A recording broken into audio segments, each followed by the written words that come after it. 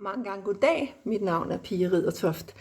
Jeg vil fortælle dig, at der er flere forskellige måder at opleve verden på. Opleve din verden på. Indtil jeg var 36 år, der røg jeg 30 cigaretter om dagen for at bare dæmpe sådan en iboende stress, der altid kullede rundt ind i mig. Jeg havde en slags skilsmisse mange gange i løbet af et år, bare på grund af sindsoprivende parforhold, der aldrig nogensinde kunne blive til noget. Jeg havde separationsangst, jeg havde ikke særlig vild med mine arbejdspladser, og jeg var bange for mangt og meget.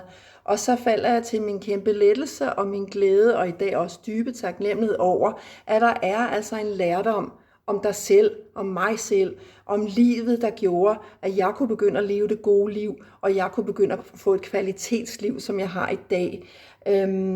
Og jeg ved også i dag, nu hvor jeg er 65 år gammel, at jeg får det allerbedste ud af resten af mine dage, at jeg har liv i mit liv, og det holder mig yngre på en eller anden mærkelig måde, og mere vi gør, og alt muligt andet, det jeg kan.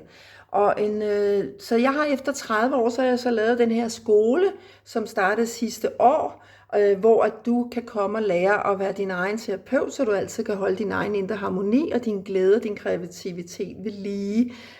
Så hvis du også skulle have lyst til at komme ind på en meget spændende skole og få en hulens masse redskaber til resten af dit liv, og muligvis også blive terapeut til det, du har brug for, så ring på 51 78 55 05, 51 78 55 05.